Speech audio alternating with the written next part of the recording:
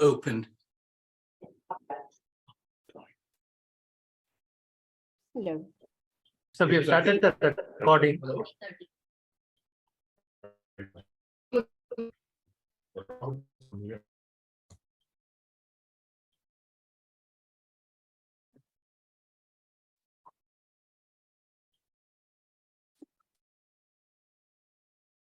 Can we give a few more minutes? Because a lot of interest had come. We had crossed the 500 mark.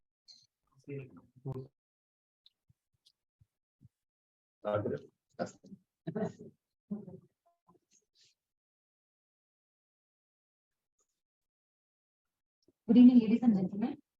It's my honor to welcome all of you to Dr. Krishnamoorthy Srinivas 90th birthday memory lecture webinar on falling humans, ailing neurons, meeting the challenge of learning dysfunction. I take pleasure in introducing Ms. Aparna Rajagopal, who is Professor Krishnamoorthy Srinivas' daughter.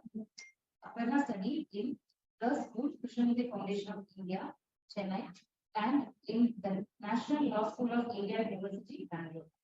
She subsequently has become through KFI Spirit, a natural farmer with several acres of land and hundreds of diversified livestock in and around National Capital Region. The dynamic farming collective, IJO, also educates and empowers farming communities.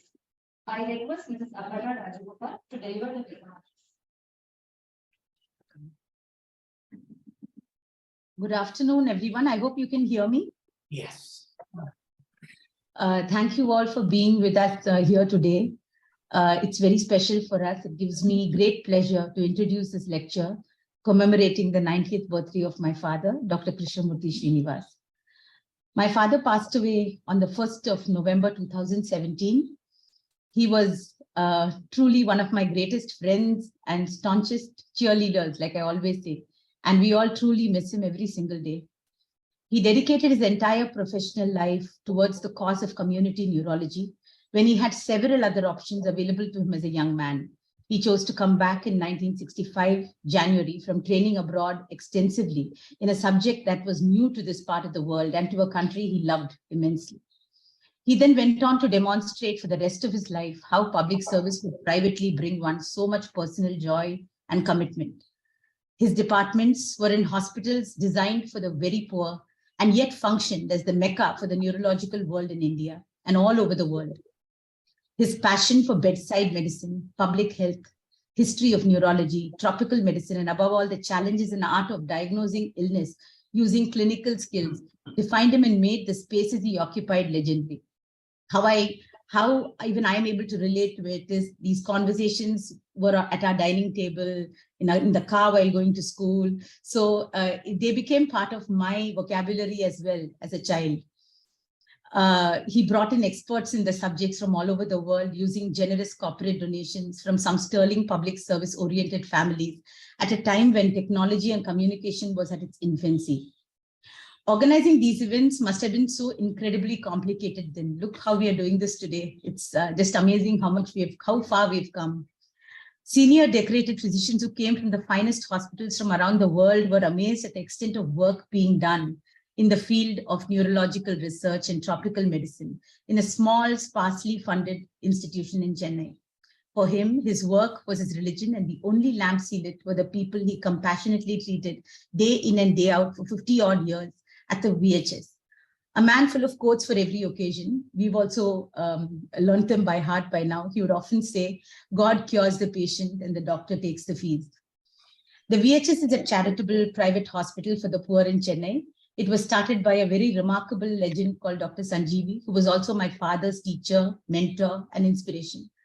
My father returned to India and joined the VHS at Dr. Sanjeevi's behest. My father was there every day from January 1965 for 52 years. Rain, flood, or riots, whatever the case may be. I know this for a fact because when Chennai had its bad floods, he went by auto to VHS saying a patient may be waiting, even though we were convinced nobody would be there. And even towards the end of his life, he used to often say that he feels an indescribable joy when he enters the gates of the hospital every morning.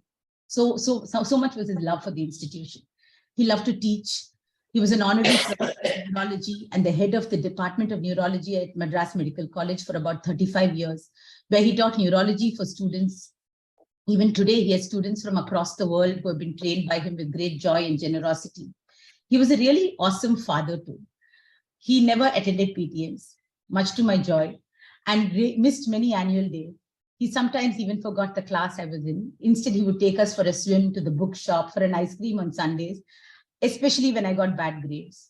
At all other times, he lived in the neurological world. Never a great believer in marks, he always was more worried about the EQ of a child than the IQ. A great lesson for every parent in today's competitive world. As a father, he commanded the greatest respect without ever raising his voice against us or ever pontificating to us about any aspect of life. He showered us with much love and affection and took great care to ensure that my individuality and outlook, I think I can speak both for Mahesh and myself, blossomed as a result of our own experiences. We are very individualistic as a family, and I think he just encouraged that. I enjoyed his company even more when I grew up. He loved Delhi, and his trips twice a year have left me with a lot of memories. I'm eternally grateful to them. We would spend hours in Lutyens, Delhi, driving through the beautiful roads, talking endlessly. We visited monuments and gardens, admired trees, relived history of places of historical importance, visited schools, educational institutions, people of his vintage. Khan Market was a favorite haunt for music, CDs, books. He was funny, witty, humorous, as you all know, not just because he cracked many, many jokes and told an equal number of stories, which is why we named his biography Tusitala, but also because of his very many idiosyncrasies. I think we celebrate them today.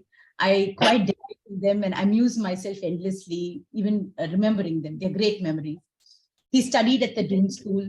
The school would never have a more loyal alumni. He would never miss a Founders' Day function at the school. However, whatever the circumstances, an intensely loyal schoolboy, he would make that pilgrimage to the school every October. He would wear his school blazer, badge, school cufflinks, and carry the Dosco bag too. He would talk about the beauty of the Doon Valley all along our drive to Dehradun from Delhi and describe in vivid detail the geography of the whole area, reliving how verdant it was, full of wildlife, bringing back how it might have been for me. He taught me to love books and learning in a gentle, unpretentious way. And therefore, we would be at every bookshop in any city. Any city I've gone with him, I've been to the bookshop. We visited, and he taught me to love music. He, in a very global way, that was probably way ahead of his generation. He listened to a lot of eclectic music till the very end and sang, even as I was growing up. A lot of the bhajans I know today is because he learned music. He would often say that it is imperative that a doctor has interests outside his profession, like literature, art, and music, because medicine can be a dark subject.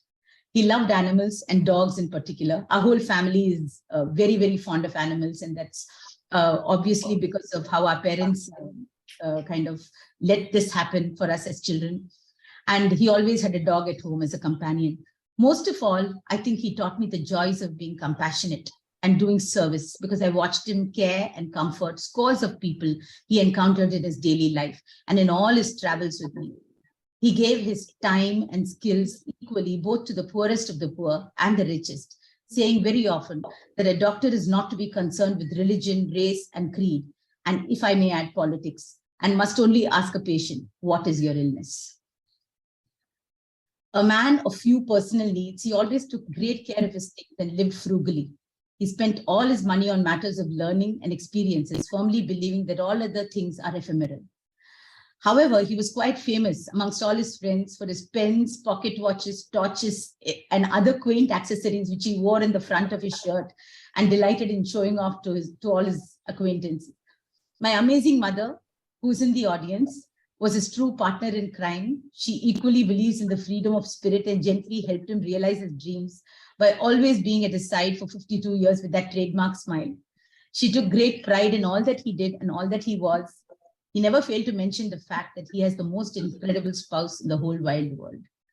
Towards the end of his life, he would often say that he's ready to meet his maker if his maker is ready to meet him.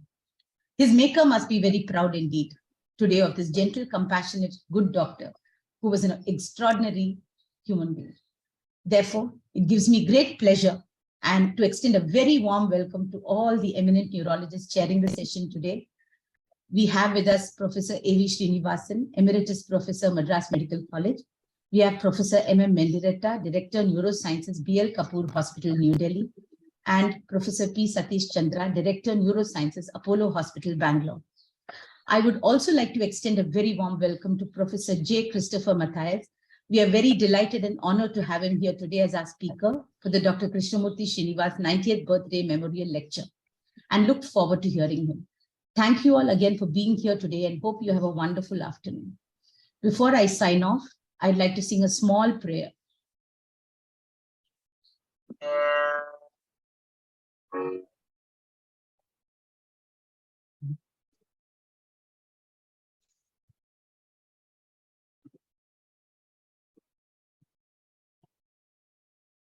Samgachadvam samvadatvam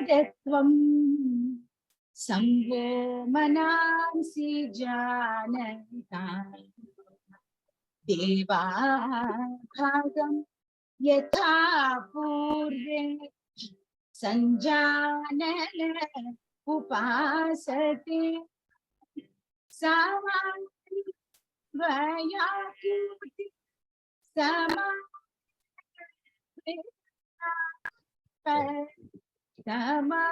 Namastu Vomano Yathatha Susahasate Samgachadvam Samvadatvam Samvo Manamsi Janata.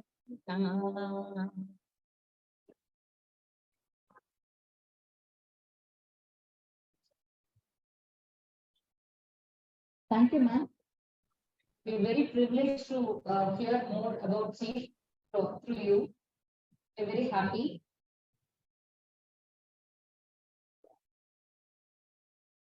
Sorry, I muted myself. Thank you so much. Yes, ma'am. Now I request Professor A.V. Srinivasan, retired Professor of Neurology, NMC, to speak about Professor Krishnamoorthy Srinivas.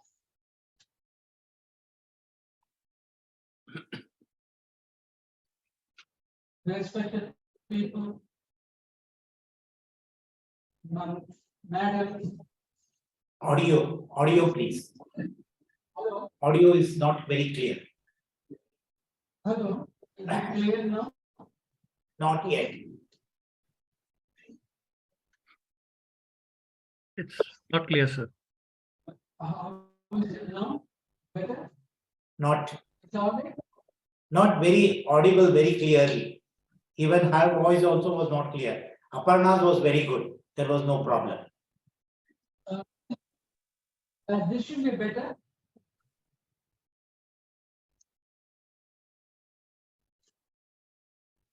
This should be all right. Yes, sir. Little This is better. Little better. Little better.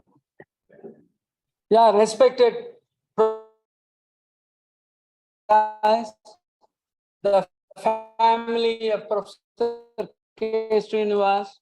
I'm indeed very much honored today and grateful to the family of Professor K. Srinivas just to share some of the pleasant memories, and I stand today only because of him. Born of an illustrious parents and had a stamp of class. He has the power of making the most unpleasant things sound pleasant. It is the trait of not hurting anybody that makes him a cut above the rest. His clinical acumen is par excellence. He always carried the several bags and pouches to work and loaded with neurological testing tools and reference material. To just conclude, he touched nothing he did not adorn. Professor Srinivas was proud of his students and encouraged them in every manner and showed keen interest in their future progress in the professional field and in their family life. Many came back to meet him and joyfully relieved their achievements. We lived. He is an encyclopedia of neurological knowledge of the perpetual students, and his hard work will put many youngsters to shame. Dwarfs like us stand on the shoulders of this great giant who helped so many of us to see further in our quest of knowledge.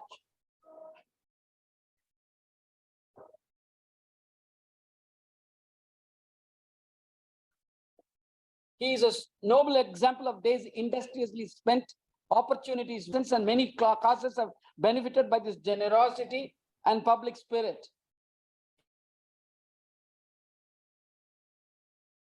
In his professional life, Professor Srinivas continued to exhibit the irreverence for authority, the youthful adventure, and insatiable excitement of a honeymooner, the competitiveness of a disciplined being, and the untiring devotion of Karma Yogi.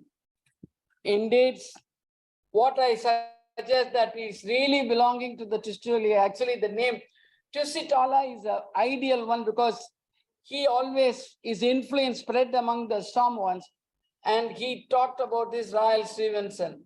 Professor Srinivas was fascinated by the story, and the name Tusitala would often refer to himself in the same vein. Professor Srinivas is one of the outstanding neurologists of our country. He is a gifted teacher, institution builder, administrator, and a leader who leads by example. I was one of those lucky PG students who worked in the neurology department in GH and was fortunate to go through his collection of journals, books during my term there. He is a bibliophile and a true Australian. He was always treated his younger colleagues with kindness and understanding. His first meeting with Professor Srinivas was as a DMPG in 1882. I was clean bowled by his grace, kindness, courtesy, hospitality, chivalry, and above all, his knowledge. His English was delectable. His overpowering personality, crystal clear memory, pensioned with dates and historical events was enchanting. I still cherish wonderful memories of this life anecdotes of Japan and training in Britain. Organization and delivery of neurological services, the early effort to run the department and establish himself by Professor Srinivas seems to have been drawn from reminiscences. On running a small department by Professor Courier, read much later, it appealed to him as he reminiscence that he had managed to muster very enduring attributes required for a pioneering effect. With the skin of a rhinoceros, the patience of an ant colony, the optimism of Pollyanna, the balance of Valanda, the dutifulness of the Vestal Virgin, the willingness of Hercules to achieve near impossible, self-deprecating humor of Rodney Dangerfield, an American stand-up comedian, has no one can hope for respect or praise at the outset. He most loved the art of clinical medicine, where the doctor used his skills in bedside medicine to go through thoroughly observe and examine the patient's illness merely on the basis of the case history and examination. The CT, MRI, or such other electronic devices used to say, don't chase the shadows, nor see the results. Look at the patient. Hara hara, he is giving the diagnosis when you are listening to him. This challenged him and then, of course, excited all the postgraduate of our nature. He truly believed in the power of mind and knew deep down that it is the power and faith that actually keeps a person alive, not merely the treatment given by a doctor. Academic neurology combines the beauty of teaching the young people, the pleasure of research with his occasional small discovery, and the satisfaction of patient care, all in the context of the most interesting portion of medicine, the study of the nervous system, the queen of all the arts. It is best done in a smaller setting. What you will in leading you in a small department is one of the most world's splendid and rewarding jobs. You will be loved, respected, honored, and probably more than you really deserve. Just giving it, of course, it started in 1930 with a kindergarten school in Kobe, Japan. And in 50th February, born in Calicut, Kozhikode. In 1944, joined the Doon School. In 50, as a Loyola College student. And in 1959, Queen Elizabeth Hospital in Montreal. And in 1960, Atkinson's Morley Hospital, London, Royal Hospital, Richmond, and training stint in Salpetriere, and registrar at Royal Victoria Infirmary and British Empire Cancer Campaign. 65, he returned to India and joined the newly established Institute of Neurology, Madras Medical College and Government General Hospital. Became the first person to acquire the degree of Doctor of Neurology, especially DM, in 1967. Would eventually rise to become the honorary professor and teach and examine religions of students until retirement in 1990. Joined the voluntary health service ceremony, inspired also by his teacher, and in 1965, VHS founder of Professor K. Sanjeevi developed a multidisciplinary model of excellence supported by a number of donors from all the major families of Chennai. The flagship department around the others developed and evolved was the K. Gopalakrishna Department of Neurology, endowed by the Union Motor Company UK Group. Joined the Public Health Center, West Mambalam, in 1970, inspired to do so by the Gandhi and founder, Sri M.C. Subramaniam, developed a multidisciplinary model of excellence supported by T.S. Srinivasan family of the TVS Group, launched by T.S. Srinivasan Oration Lectures that brought leaders in the country. And for 4 decades, sir, I think he is the soul of every one of the neurologists coming from this. And we have really reached the state by his own love and affection. To put it in Tamil, அவர் நிழலாக இருக்கிறோம், நிஜத்தில் அவர் எங்கள் நெஞ்சத்தில் இருக்கிறார் என்றென்றும் அவருடைய ஆத்மா எங்களையும் அனுபவித்து சாட்சி சொல்லு. Thank you.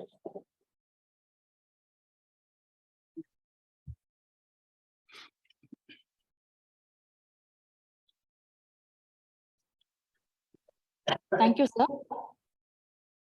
I would like to request Dr. Rama Raghu, Chief Clinical Officer, Buddhi Clinic, to introduce the chairpersons. Good afternoon, everyone. We have a stellar panel of chairpersons, eminent neurologists, starting with Professor A.V. Srinivasan. He is Emeritus Professor at the Tamil Nadu Dr. MGR Medical University. He was Adjunct Professor at IIT Madras. He is Visiting Professor at Cleveland, Ohio, USA, Hershey Medical College. His major achievements include having been President of the Indian Academy of Neurology. He has several papers and chapters to his credit, and he is a recipient of many national and international awards, which include numerous lifetime achievement awards. Welcome, Professor.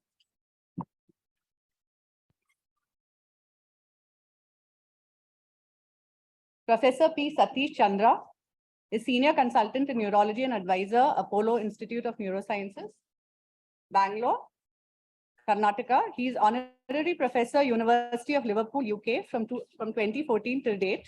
His previous assignments include Professor of Neurology, NIMHANS, and Director and Vice Chancellor of NIMHANS. Welcome, Professor Satish Chandra. Namaste.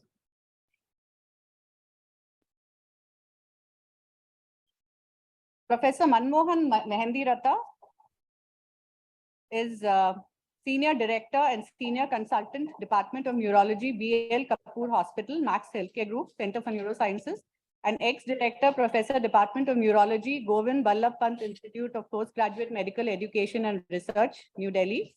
Ex-Director, Professor and HOD, Department of Neurology, Janakpuri Super Speciality Hospital, New Delhi. Professor Mehendirata has numerous publications to his credit. Editor-in-Chief, International Journal of Epilepsy from 2014 to 2019, and he has published 3 Cochrane reviews. Welcome, Professor. Thank you so much. I appreciate kind introduction.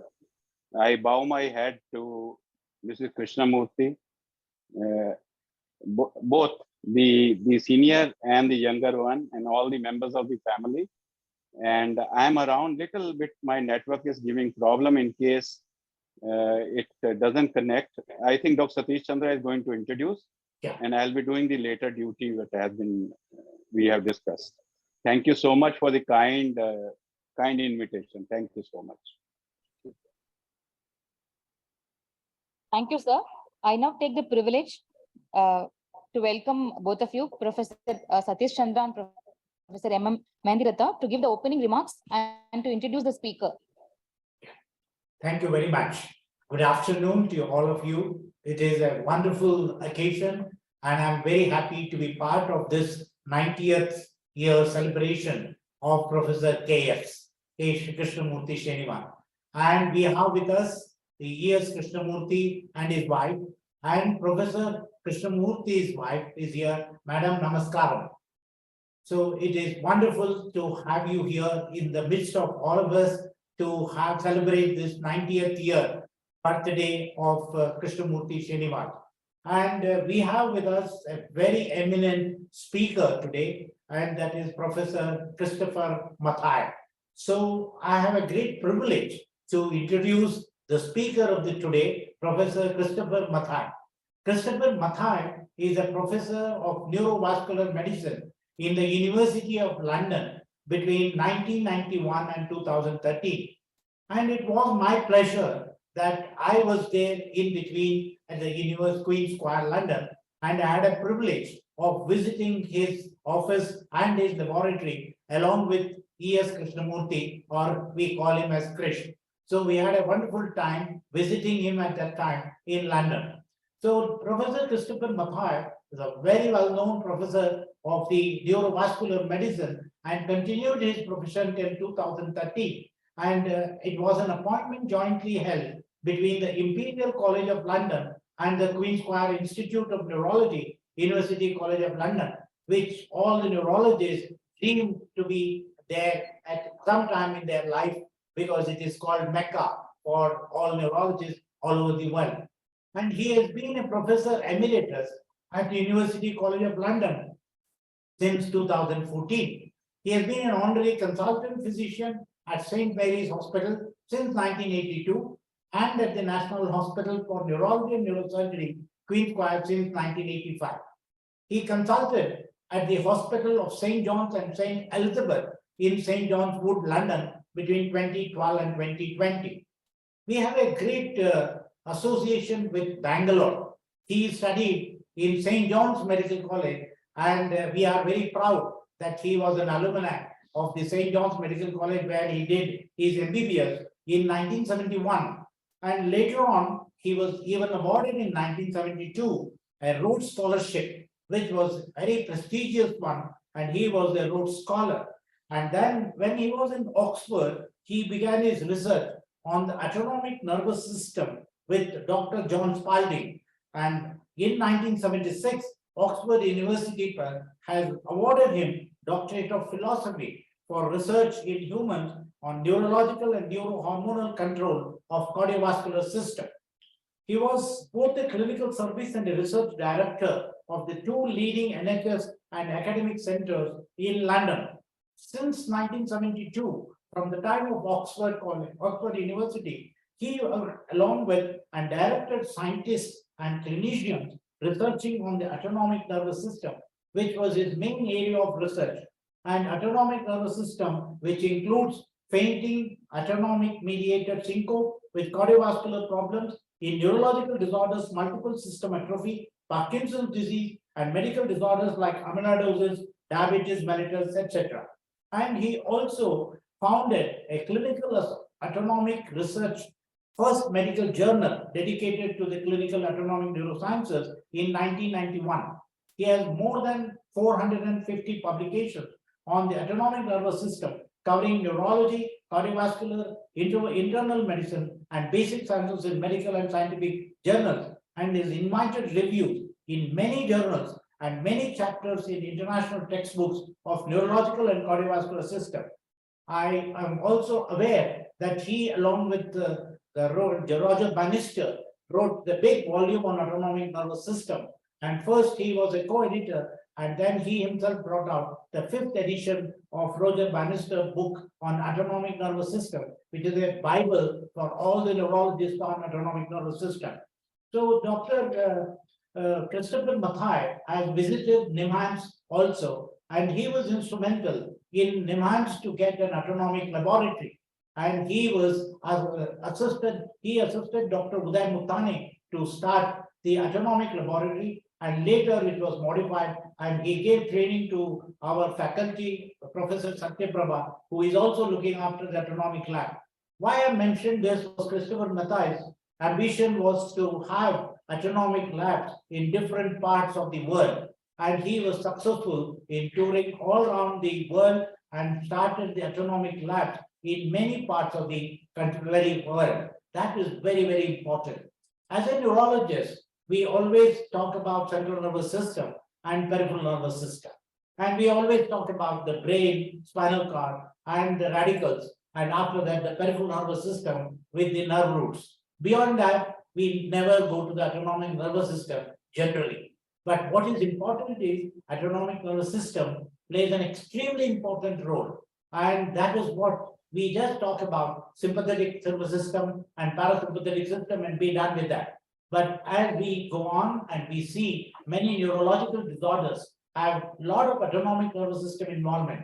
And that is what Christopher Mathai worked extensively on autonomic nervous system in both medical conditions as well as neurological conditions. And he wrote a very voluminous book on autonomic nervous system, which we all use as a Bible whenever we want to refer to. And that is very, very important. As we are seeing nowadays, more and more cases of primary orthostatic hypotension, which is being seen now by the neurologists, and we need to differentiate from many other conditions. It becomes very, very difficult. So we have with us today for important occasion of 90th birthday of Professor Krishnamoorthy Srinivas. We have with us very eminent neurologist of the world, Professor Christopher Mathai, and who is going to talk to us on falling humans, failing neurons. What an interesting title. And I'm sure this title itself catches the attention of all of us today. To hear more about it, over to Christopher Mathai. Thank you.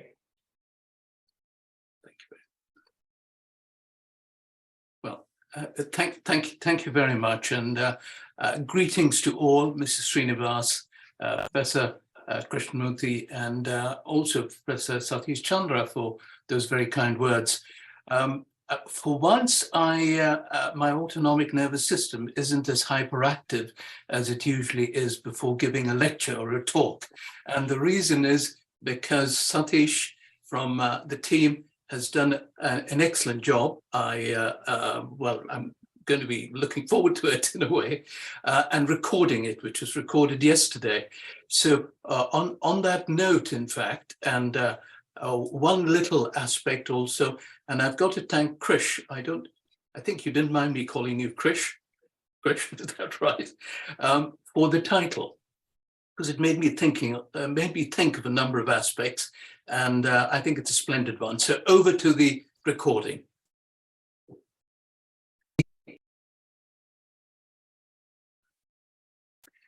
Mrs. Srinivas, Professor Krishnamurthy, the Srinivas family, ladies and gentlemen, it's a great privilege to be present and to be participating in this 90th birthday memorial webinar to pay tribute to Professor Krishnamurthy Srinivas. I first met him in 2005 when I was delivering his third Srinivas lecture, and had the opportunity to talk to him about his stay in the UK and the many luminaries, particularly in the neurological field, that he had been communicating and worked with, one of whom was Lord Walton, who I met when he joined the House of Lords and was involved with charity work. We met again on other occasions, including 2015 at the TVS oration.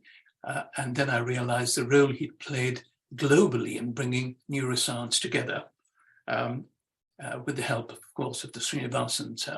We last met in 2017 around this time. I'm so glad that we met, because of course one hadn't realized that he'd be leaving us in November of 2017.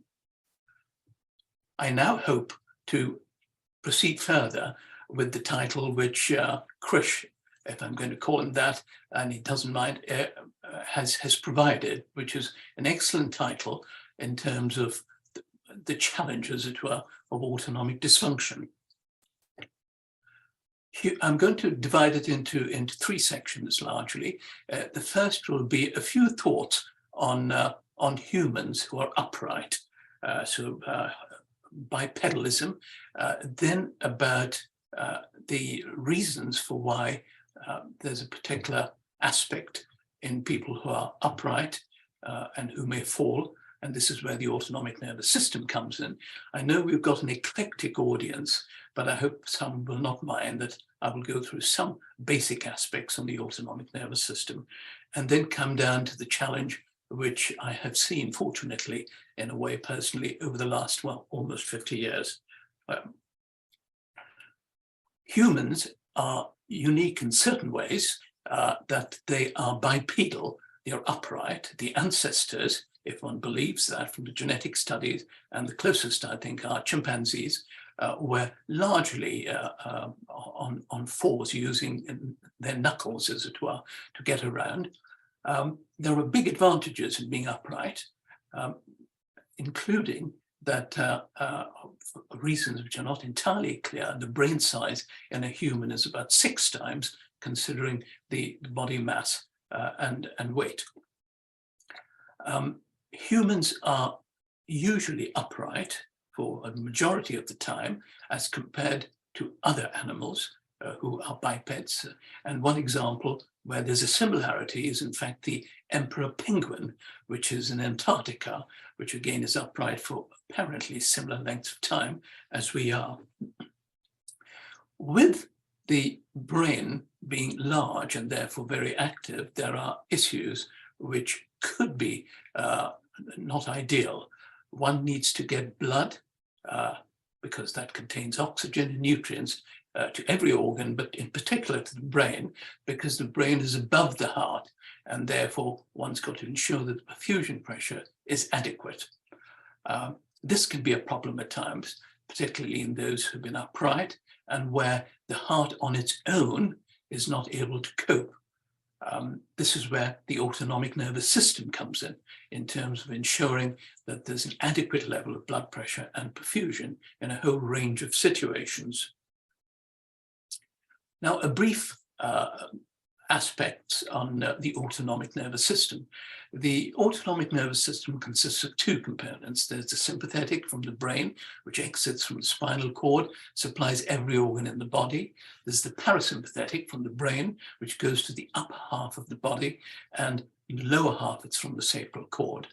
Each organ, therefore, is supplied by both, and they may be working in opposite directions.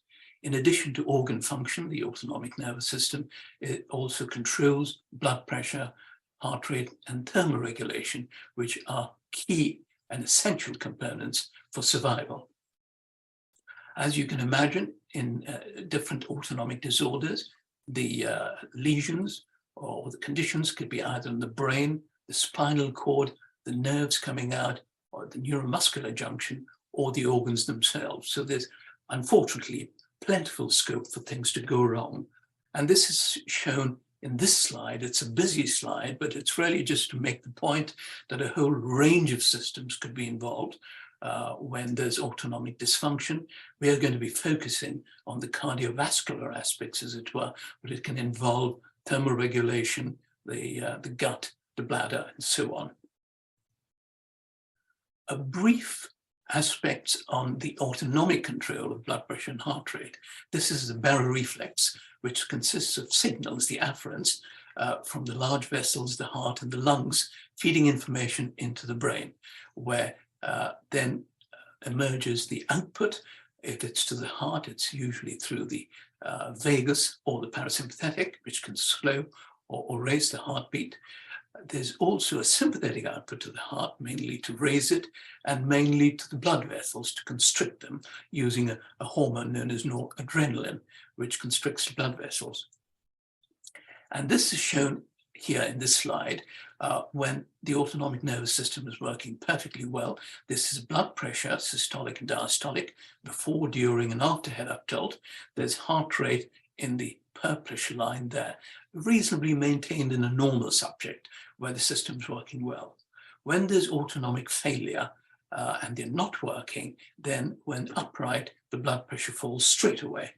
This is orthostatic hypotension or postural hypotension. And that's because the noradrenaline released from nerve endings is not acting upon the blood vessels, and hence the blood pressure falling. The heart rate in this particular individual did not change because the vagus was also involved. And these spikes here are really artifacts and not anything else. Now, when the blood pressure falls, a range of symptoms can occur, such as dizziness and syncope, which are some of the key ones. And the patient may, of course, complain of aspects such as faints, falls, funny turns, a whole range. One's got to realize that there are multiple causes for dizziness and syncope, which could be due to a primary disorder in the heart itself, in the brain, or the result of medication. Although autonomic conditions and disorders account for the majority of these features. And just to give you some examples of them, there are many more, but they can be classified under those where there's damage, usually irreversible, to the autonomic nervous system, such as Parkinson's disease, predominantly in the brain, spinal cord injury, and diabetes mellitus in the periphery. There is increasingly knowledge now of immune-mediated impairment, and there are two I'll talk about later, where there's no damage to the autonomic nerves as such, but there's dysfunction, which is intermittent. So in between, they seem to be okay, and these are the two conditions which I'll come to later. So how did I arrive into the autonomic arena, as it were? I completed my my schooling at St. Joseph's in Bangalore, which some of you will know, of course, particularly if you follow cricket, because one of the famous hill boys there, who's still pretty young, of course, is Rahul Dravid. I then joined St. John's Medical College, where I got my MBBS, and was doing my house jobs in 1971. I'd completed the ECFMG and was due to go to the United States, as many of my contemporaries were doing or about to do, when I saw an advertisement for a Rhodes Scholarship and applied on the basis that the chance of getting in there would be pretty well nil. To my surprise, I was called up and said, could I come to the Madras Club for interviews where the selection committee were there. Now, I hadn't realized the connection between Professor Srinivas and the Madras Club. I was not at all nervous, as it were, because I thought the chance of getting these two, there were really two provided from India at the time, were pretty well nil. So I was more relaxed, and possibly even more so at the social evening, which was drinks and dinner. I believe I was offered, I used to hardly drink those days, offered whiskey, and probably had only a peg, and it might even have been the favorite one which Professor Srinivas liked. Anyway, to my surprise, I was awarded one of these two Rhodes Scholarships from India to Oxford, which took me in October 1972 to Worcester College in Oxford, a beautiful college, as you can in part see here, with immaculate lawns, lovely borders and gardens, which is even more impressive for somebody who comes from Bangalore with its gardens and then spent time in Delhi with its immaculate lawns there too. And it all seemed idyllic until the problems arose. I wanted to do cardiology, but in the cardiology department, they wanted me to do animal work. And the reasons were clear. I'd never done any research before, and they thought human work, which is what I wanted, wasn't really what I should be doing. So there were difficulties at the time, and I went to the college tutor, and I was very fortunate. He was John Walker. He was a basic scientist, but had communicated regularly with a whole range of clinicians, and he was very much in the field of noradrenaline, but on the basic side. He listened to me, and he said, I think I've got the person for you to see. And his name, he said, is John Spaulding. He is a neurologist, and I think he saw the look on my face, because this was far from cardiology, but he does a lot of cardiovascular work linked up with the autonomic nervous system. And that is John Spaulding, who reached the age of 103 and passed away at the end of 2020. And he began his research in the 50s in developing mechanical ventilation for those who had polio. There was a polio epidemic at the time. He then realized a number of them, in fact, had cardiovascular problems. And this is how he moved into determining how the autonomic nervous system influences the circulation. So I was rather lucky to get to know about him, to meet him, and he took me on as a supervisor, which was splendid. And this was the end of 72. And he said, why don't you start work in the beginning of 73 and start on patients with tetanus who were in ventilators? They had big problems with their circulation, with either extreme hypertension or hypotension. The only problem was that the vaccines in the UK were very effective. So one had only 1 or 2 patients each year on ventilators in Oxford, and which is when one of his Rhodes Scholars who'd completed his PhD, John Corbett from Australia, wanted to study these patients in Nigeria, and there was a team. And so I joined their team to go to Ibadan and Lagos. This was around this time of the year, which was their dry season, where the incidence of tetanus is far greater because they're up and about. This was really quite amazing, the experience there, including putting catheters into blood vessels, dealing with ventilators and so on, which was marvelous training because I had no experience at all with that, and it set me up for the future, which I didn't quite know. But there were no results because these patients are complex in the best of situations, and you can imagine trying to keep them alive out in Nigeria and elsewhere, even in Oxford for that matter, meant that trying to get results was very difficult. So I got back to Oxford in the middle of 73 and had to rethink what to do. And thought about this and then realized, having a simple mind, I thought, let's go on to something which is simple. And I knew that people have worked on patients with spinal cord injuries. And this gives one an idea of the lesions and where they are. And this was drawn up by our daughter, Sarah, at the time, who was very young, who's very artistic, unlike me, who's completely the opposite. In a normal subject, those are the afferents going into the brain, the vagal efferents to the heart, and the sympathetic ones coming down the cord, going to the blood vessels in the heart. If you have autonomic failure, you've got lesions which could be in the brain, the spinal cord, or elsewhere. But these are very rare patients. In fact, I studied only one in the 3 years when I was there. I've just given you an indication that they were not diagnosed at the time. This was different in the tetraplegic, in the spinal cord patients, particularly the high lesions, where the upper part is fine. The lower part is actually fine, but there's no connection between the brain and the spinal sympathetic efferents, which is why they can have a very low level of blood pressure when they're upright, and can have the opposite, extremely high blood pressure when certain organs are stimulated. So I went to John Spalding and said, well, shall we continue work or start work on the tetraplegics, except that, of course, there were no spinal centres in Oxford itself. Fortunately, there was a National Spinal Injury Centre, which was just 20 miles away at Stoke Mandeville, which is near Aylesbury. And I was very fortunate there in that it was started initially by Sir Ludwig Gutmann, and the person who'd worked with him, this is from the 60s, was doctor at the time, and then Professor Hans Frenkel.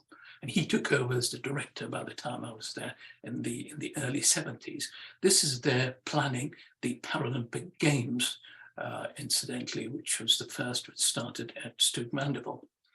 That's Hans Frenkel, who very kindly agreed to support the work which was suggested. And this was absolutely crucial because he pointed out to patients. A lot of his work initially at the time was in determining the site of the lesion and the completeness, which might seem easy these days with scanning, but all that was not available. So his clinical approach was absolutely crucial. Hans played a major role in the studies, and it was very sad that he passed away in November last year. We began work, and And this gives you an indication of what happens. That's in the normal subject, similar to what I'd shown you before, hardly any change when upright with head up tilt in blood pressure and heart rate. This is a patient with a high spinal lesion. The blood pressure falls markedly, and that's because there's no release of noradrenaline. Now, we measured noradrenaline in the blood. There was no assay in the UK at the time. We were fortunate to get the help of Professor Niels Christensen in Aarhus in Denmark, who very kindly supported us with this in a whole range of studies. With the blood pressure falling because of no noradrenaline, you would have thought the heart rate may be the same, but it does rise, and that's because the vagus is intact. So it tries very hard to keep the blood pressure up by increasing the rate, but that doesn't succeed. Now, at that time, we wondered, could there be other substances which are involved? We knew about noradrenaline, particularly because the Nobel Prize in 1970 was awarded to Ulf von Euler and two other colleagues, Julius Axelrod, who worked on catecholamines, and Sir Bernard Katz, who worked on acetylcholine. And these were the substances which were actively involved. So we wondered about other substances, prostaglandins, for instance, and did studies in there, but there's no time to talk about it, and the renin-angiotensin system, because renin results in the formation of angiotensin II, which is a very powerful vasoconstrictor. And the key person on that was Professor Peart, later Sir Stanley Peart. He very kindly agreed to see me, and I went to his office at St. Mary's in Paddington just before Christmas in 1973. We talked about the studies. He was convinced that it would be of interest, particularly as it was thought that renin release was dependent upon the sympathetic nerves, and we could have ways to change the environment around that in patients with spinal injuries. So we started the studies, which began in early 1974, again, tilting the high lesions, the blood pressure fell, and measuring and taking blood for measurement of noradrenaline to make sure that there was no change, but renin also. And he very kindly also agreed that in addition to renin, they would measure aldosterone, which is produced from angiotensin II. And this summarizes the results from those in whom the blood pressure fell. These are the tetraplegics. These were the renin levels, and my prediction was they wouldn't rise. So I was a bit surprised when looking and analyzing the data. So the complete line is renin. It goes up in time with the head up tilt and then falls back. And I thought I'd done something wrong, but this wasn't so, because the aldosterone level, that's the dotted line, goes up, but later, because that's dependent on angiotensin II. And this was the first start, in fact, in linking up various chemicals and substances with pathophysiological changes, and where you had a very clear autonomic lesion. This therefore suggested that the sympathetic nervous system was possibly not the sole factor for renin release, and there may be maybe also other mechanisms, particularly in the kidney, which were involved in renin release. And so the next phase was what would happen if the blood pressure was elevated, for instance, by stimulating the bladder. And this is quite easy to do by tapping the bladder suprapubically in these patients, which cause it to contract. And as you can see here, the blood pressure shoots up quite markedly. It can go up quite easily to 200 plus. The heart rate falls in response because the vagus is intact. And Niels Christensen measured the catecholamines. Adrenaline hardly changed at all. Noradrenaline levels were low, as we knew from before, rose significantly, but not to enormously high levels. And so it appeared that the sympathetic nerves and noradrenaline was responsible for this marked elevation in blood pressure. Now, the other aspect is, why were the levels relatively low, but the response in blood pressure extremely high? Which went to the next question: could it be that the blood vessels in these tetraplegic patients are supersensitive to noradrenaline? Which was the next study where we infused noradrenaline into these patients, and even half the dose resulted in a similar response to what happened in low lesions or in normal subjects, again confirming supersensitivity. One other aspect which I want to point out is you see these gaps in the record, and this is because the blood pressure was measured continuously. That's the only way you could do it those days, and with the heart rate, with an intra-arterial line, either in the arm or in the lower limbs. And therefore an invasive procedure, not an aspect that you could do readily. And these gaps are where we withdrew the blood for the measurement of these substances, hence the gaps in the record.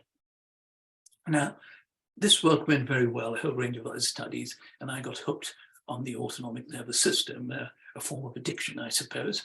I was awarded the DPhil in 1976 and wanted to continue the work and got the advice of people, but there were no posts in the autonomic nervous system, and the advice, and very good advice, from Sir Stanley Peart, I'm going to call him that, and Roger Gilead, who was, like Walton in the north, the emperor of neurology in the south and in London. And his advice was very good, because he said, you've done hardly any general medicine, a lot of research and physiological work, but you need to do more general medicine. He said, do not do it in a teaching hospital. I was at Hammersmith in London at the time. Go into the sticks, as he put it, you see, and that's where you will learn. And that was indeed true, because I got a registrar job in Portsmouth, was there for 2+ years, and learned an awful amount, got the membership. But then what next? I wanted to be in the field, and the advice was, well, this is a pipe dream. There are no jobs at all in the autonomic field. And with further discussions, very fortunately, with Stan Peart, he said, why don't you come and join me in the medical unit? We've got a whole range of people studying different things, and this might be the time for you to come. But he said, you've got to put in an application to the Wellcome Trust. And I did, outlining what we could do, and very fortunately got a 5-year clinical research fellowship, which enabled me to work with him. So this is what took me then to St Mary's Hospital Medical School in London, which is virtually next to Paddington. His office was on the 4th floor, and by chance, years later, when he retired in 1987, I inherited it for a period of time. St Mary's was noted for all sorts of remarkable people, but one you will undoubtedly recall, and this is on the floor just below, who left his windows open, and that led to the discovery of penicillin, and this was Alexander Fleming. The work at St Mary's was largely on hypertension, but also at Stoke Mandeville, where we use that as a model for various aspects, including a drug called clonidine, which acts via the brain in lowering blood pressure. The medical unit, as I indicated, was a hub of activity, right down various specialties, clinicians, basic scientists, laboratory workers, you name it, it was there. And I worked closely with one of them, who was a professor of clinical pharmacology called Peter Sever. The work was mainly in renal artery stenosis and renovascular hypertension, where these drugs, clonidine, lowered blood pressure, indicating this could occur independently. And this may be the basis for why now in refractory hypertension, renal nerve ablation is being used and appears to be very effective. And it might have its basis to the observations that we made many years ago with clonidine. At St Mary's was also Sir Roger Bannister, who knew of my work because he was my PhD DPhil examiner in 1976. He was at St Mary's medical school graduate. He ran his sub-4-minute mile while he was a medical student there. He was also at Queen's Square and held consultant posts in both places. And we started talking, and then in due course, the suggestion was, why don't we study some of the patients that he had? This is where the collaboration began with Sir Roger Bannister in about 1981. This led to my also getting an honorary post, which was as a clinical assistant, unpaid, I quickly add, at the National Hospital for Neurology and Neurosurgery. Those days, the name has changed, as you noticed. And that's when the collaboration began in studying patients with different forms of autonomic failure because of the access which he had to both Queen Square and also St. Mary's. And just to give you some idea, this was a whole range of these disorders where there was autonomic failure, which was called progressive autonomic failure, an aspect which I didn't quite like because it clumped everything together. As you can see in the next slide, a busy slide, and I'll just lead you through it. There are various conditions, and the pinkish aspects are where there's autonomic involvement. As you can see, it occurs in patients with a condition called MSA, multiple system atrophy, and we found there were 3 forms of these.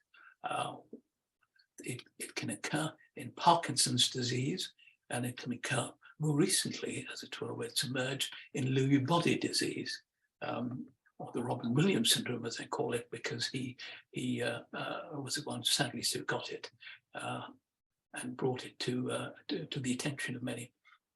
Now, even though the autonomic nervous system is affected in all, the neurological features vary. It's Parkinsonism in some, it's cerebellar pyramidal in others, and it's higher function in some of these.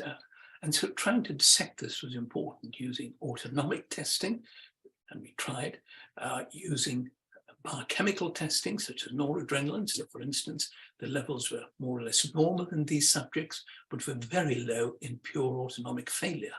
That's a relatively rare subgroup where only the autonomic nervous system is involved, no other involvement as it were. And we also use clonidine because it increased growth hormone release in these subjects, in the normal subjects, but not in the MSA patients. So a whole range of approaches to try and dissect out and determine at an early stage what condition they had. This was of importance, not particularly at that time because there were no treatments, and there still aren't, other than for Parkinson's disease. But it meant that if one was doing studies later, you had cohorts which were well diagnosed, which you could then draw information from, which could be of relevance.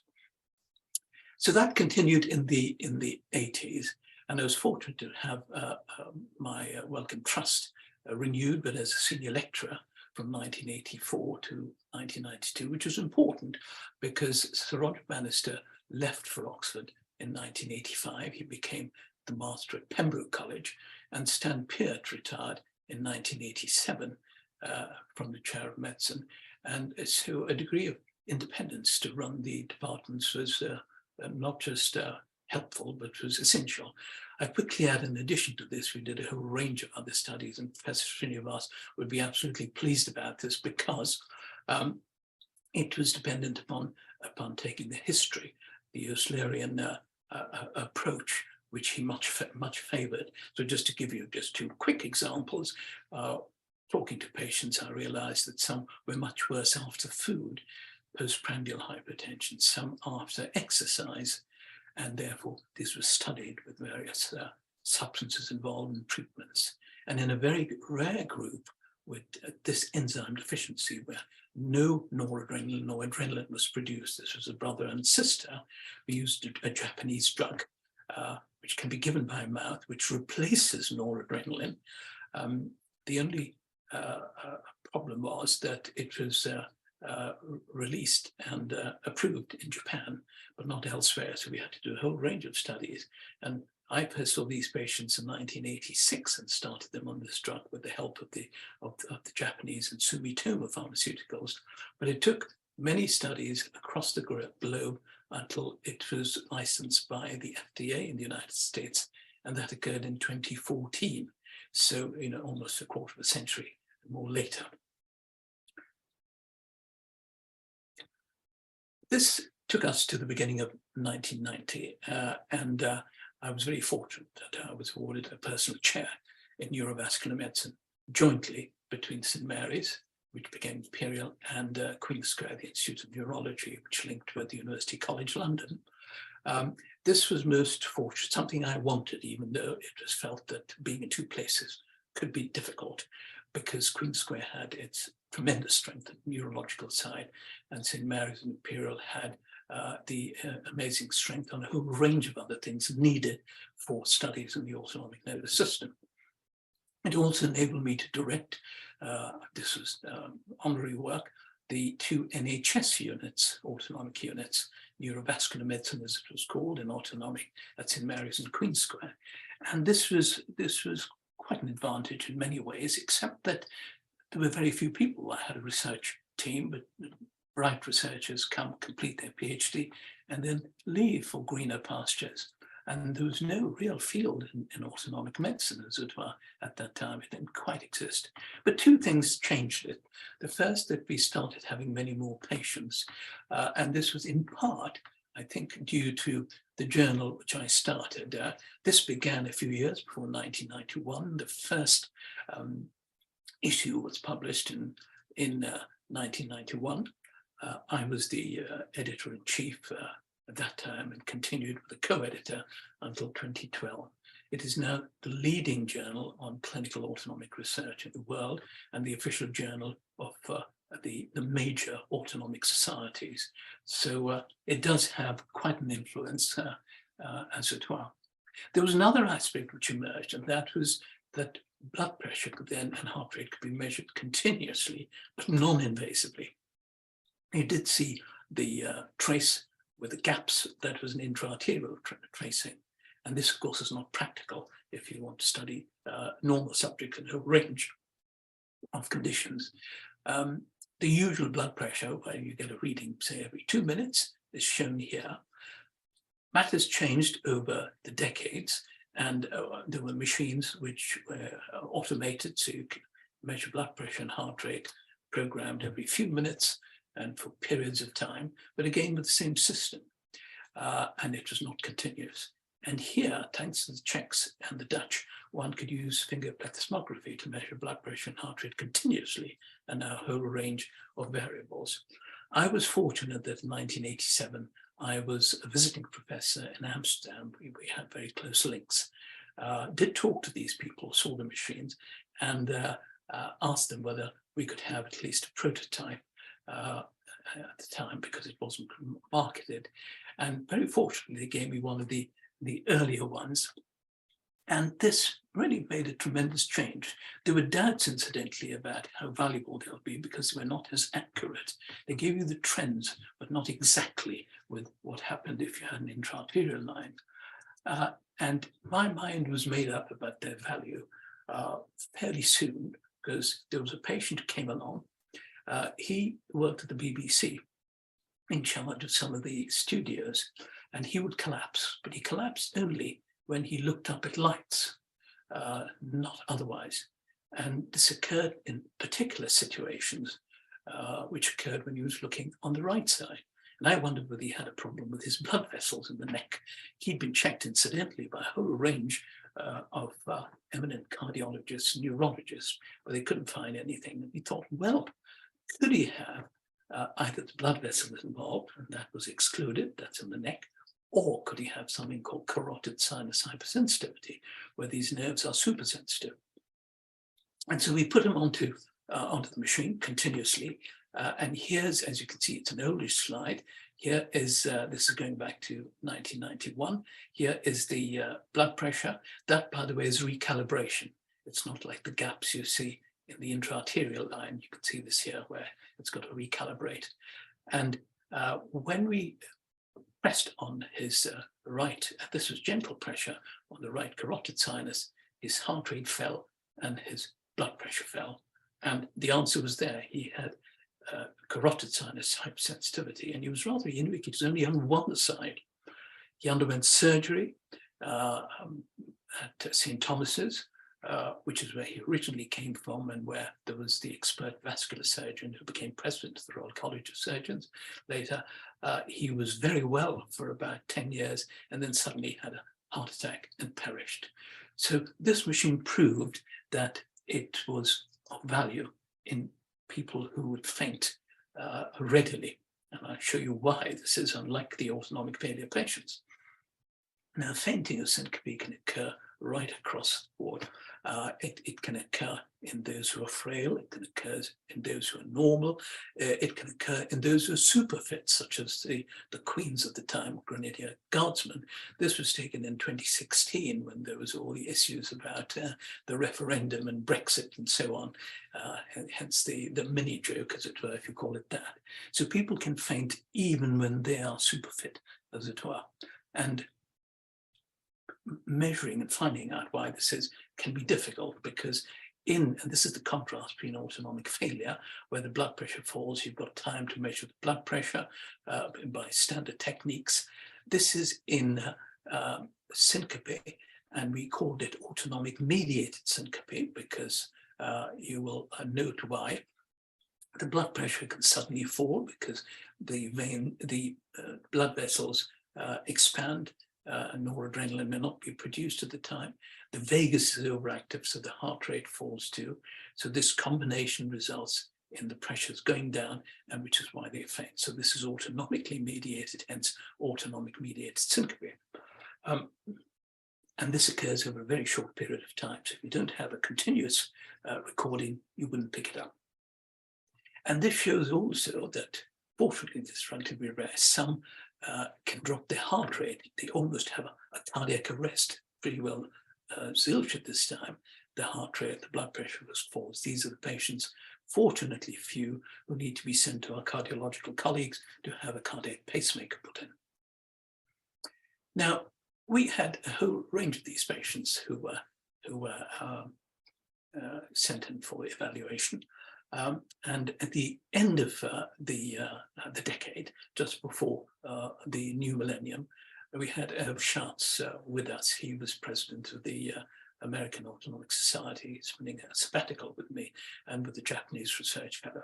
And we looked at quite a few. There were over 1,000 patients, but we had full data in a rather large number, as you can see here.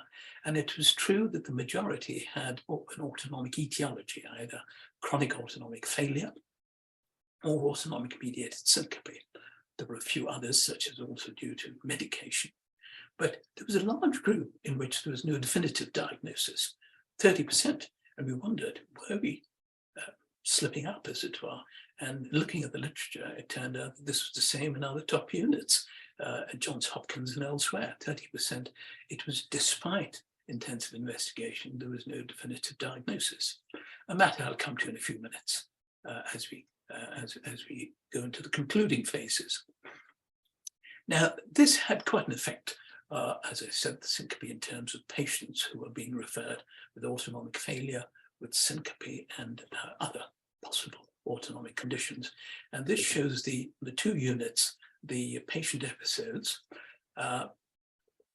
when I effectively took over control of the two. There were about 250 in 1985 or so. This rose due to largely research, as it were, rather than necessarily referrals. This rose in the 90s with the syncope patients, and it virtually quadrupled to about 1,000 over there.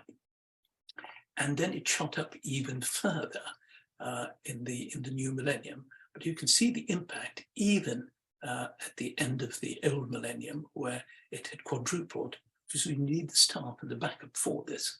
And that rise made us be as innovative as possible. We needed not just the bright young researchers who would complete their PhDs and leave, we needed people who would stay, hence having sustainable posts, and therefore various clinical autonomic scientists, biochemists, nurse specialists, and so on, along with staff. So we were very fortunate in a way in getting the funding, getting the right people, and getting them to stay and to contribute to the field substantially. Well, this took us to the new millennium, in fact, and I thought, well, I was 50, a little over 50 at the time, and I thought, well, now's the time to leave it to others to continue, except there were no others to continue, because it didn't really have a subspecialty, or as I like to call it, super specialty presence about the field, and talked to Sir Stanley Beard, who, and I said, well, shouldn't I be, say, becoming a dean or and going on to these administrative and other posts, which many of my colleagues had done, and were doing very well in them too, I quickly add. Now, he had an uncanny prescience, as they call it, about what would happen in the autonomic field. He followed our work closely. And little did I know, in fact, that he, of course, knew me perfectly well, knew the field very well. And I had not realized that he was, in fact, involved. He was one of the founder members of the Academy of Medical Sciences, which was at the end of the last millennium. And I hadn't realized that I was being put up for this. This is something I found out later. Of course, in 2001, I was made a fellow of the Academy, and then found that you would actually look at the citations, as it were.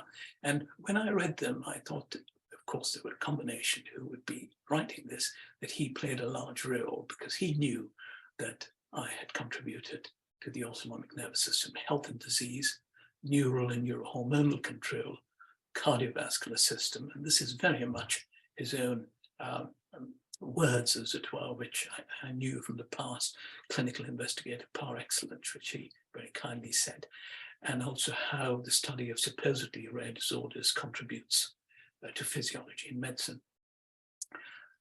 He convinced me that I should stay on, which I did in the new millennium. And of course, things took off even further there. We collaborated, Hugo at the time was not professor, now in Sussex, collaborated with Ray Dolan at the Queen Square Imaging Centre and looking at functional autonomic brain imaging, and a tremendous amount of work emerged from there. There was collaboration abroad too, and one example is Dr. Uday Muthane at NIMHANS, and Professor Satish Chandra will know about this, and he played a role, particularly in Parkinson's disease, in studying the autonomic nervous system. And I started seeing patients with the postural tachycardia syndrome who were referred, and that's another little story which I may tell you in question time if it comes up. Well, what's the difference in these people who've got the postural tachycardia syndrome? In normal subjects, the blood pressure and heart rate do not change when they're head up. In these patients, the blood pressure does not fall. It can be low, it can be normal. But the key is that the heart rate goes up when they're upright and then falls when they're back to the horizontal. And that's called POTS. It used to be called postural orthostatic tachycardia syndrome, but orthostatic is totally unnecessary. And the synonym POTS, the acronym POTS certainly can be used and is being used. Now, POTS, in POTS, there's no clear evidence that there's damage to the autonomic nerves. In fact, it's still open as to what exactly is the problem in these. We've got clues, particularly linked with collagen. But we had noticed that some of them were hypermobile, but did not have the clinical expertise. And this is just pure chance that at a garden party at UCL, which is Hop's skip and a jump away from Queen Square, this was hosted by the Vice Provost called Mike Spire, who was a basic autonomic physiologist, and we knew very well, which is part of the reason why I was invited to. And invited there was Professor Rodney Graham. He is the global world expert on certain collagen diseases, particularly Ehlers-Danlos syndrome, which is linked with joint hypermobility. So we started talking. He wanted to do some studies with the United States, as he said, because some of his patients fell faint. And Mike Spire turned to me and he said, "You don't have to cross the pond," he said. "All you have to do is cross the street. The person next to you is the one who might be able to help with this." And so we started, and this was in fact emphasized when a few months around this time, I had a patient who was a nursing sister who was following up at yearly intervals, who came up on a third, fourth and said, did I know that she was a ballet dancer when she was young? And I said, no. I said, asking about ballet dancing is not part of my medical questioning repertoire, as it were. And she showed me, this is in the patient department. And I said, well, do you mind if you get some photographs taken in the autonomic unit? I'm showing you some which does not reveal her face and therefore identity. She clearly was markedly joint hypermobile, and she was in her almost 50s at that stage. And this is one of the signs. You can bring your thumb against the forearm, which confirms that there are others also in what they call the bite and scale. And it turned out that, of course, a large number of these patients, when you tested for them, so I became a pretend rheumatologist at times, did have this condition now. And it's not just patients, mainly with POTS and others, but this could occur in fact, what I call almost supernormal people. Now, this was in Chennai. I think this was 2007. These were after the scientific sessions, there were the entertainment and other sessions, and one of which was Bharatanatyam dancing, and which is, you know, a brilliant dance. I was sitting in the front row, and I remember I must have been very rude while I was taking pictures of this. And the reason was, it struck me, could these people be joint hypermobile? And at the end of it, in fact, some of them very kindly agreed while I put them through this, and this shows us another component of joint hypermobility. So you could have perfectly, in fact, almost supernormal people dancing brilliantly, and in fact, people such as gymnasts, ballerinas, and in fact, top swimmers also, like the American one who won 12 or 8 Olympic medals, are joint hypermobile, and it gives them huge advantages. So they can be perfectly normal, but quite why the others run into the POTS, again, remains to be solved. So we almost stumbled onto the links with joint hypermobility and Ehlers-Danlos syndrome in the majority of these patients. Also that multiple systems such as the bladder and the bowel could be involved, and this is now known as the hypermobility spectrum disorder. So you've got to have an integrated approach in these patients.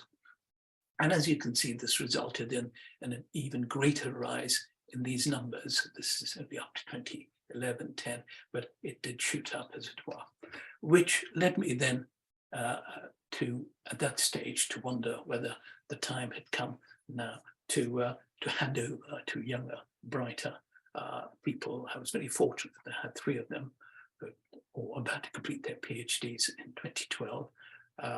2 of them were appointed as consultants, the other as a senior clinical fellow in the department. So they could take over, and I therefore retired from the NHS, the honorary unpaid, I quickly add work, which was essential for us to do our clinical work, and continued as an emeritus at doing research with colleagues, by the way, at the Institute of Neurology at UCL. And quite a lot has emerged since then, body-mind autonomic interactions, which will not just appeal, Krishna knows a lot about this, interoceptors and their role in anxiety. With Valeria, that was with Hugo Critchley and Andrew Owens, autonomic mediated, autoimmune mediated autonomic impairment, which is reversible. So for the first time we had disease modifying agents with Valeria Medici, and this was based on the plasma bank, the blood bank, which we had of patients from the mid-80s, where we stored in well-defined autonomic conditions, so we could return to them later. At the time with Professor P.K. Thomas, we were studying patients with amyloidosis and continued with this. And now, of course, you know, there are drugs which can be used, and the genetics is known far, far better. Then increasingly, there's been the association between POTS, EDS, and ADHD and autism, again, a burgeoning field. And in the last few years, also question of autonomic dysfunction in long COVID. There are about 2 million in the UK, they feel. About 30% may have them, but how do you test them? Particularly in the lockdown era, we changed, because I was doing mainly virtual consultations, changed the investigative approach so they could be done in the home. And this is now being used in a large NIHR, National Institute of Health research study, to determine the amount of autonomic dysfunction, or lack of it for that matter, and proceed further. So there's an enormous amount which continues forgive me for now going on to the end. And before that, I just must use the slide from Charlie Mackesy. He's not only a brilliant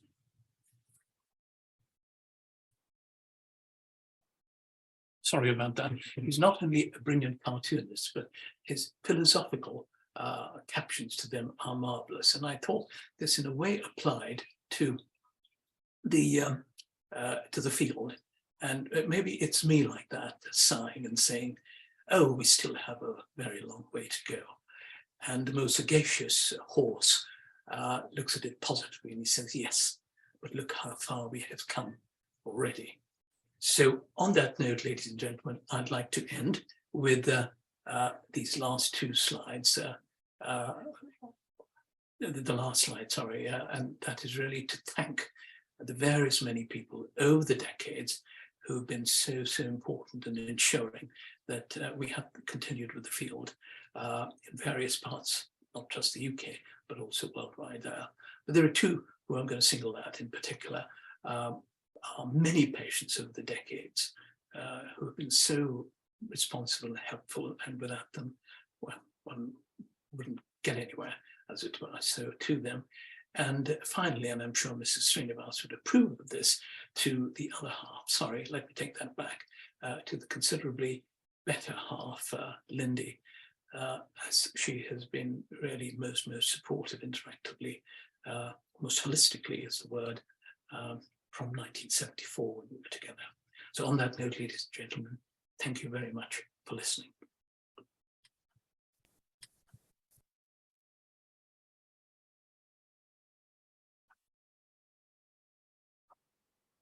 Thank you, sir, for the informative lecture. We will now move on to the question and answer session. I request Professor Satish Chandra to moderate the same, as Professor Mahendrata had to leave the session.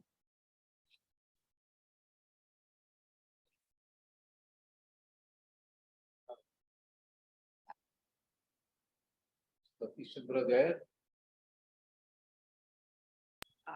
Krish, can you take the question which is on the Q&A box by the time Dr. Satish Chandra joins? Yes, please. Can you read it out, my dear? While you're getting ready, Krish, just to say, I am sorry that I was slower than I normally am.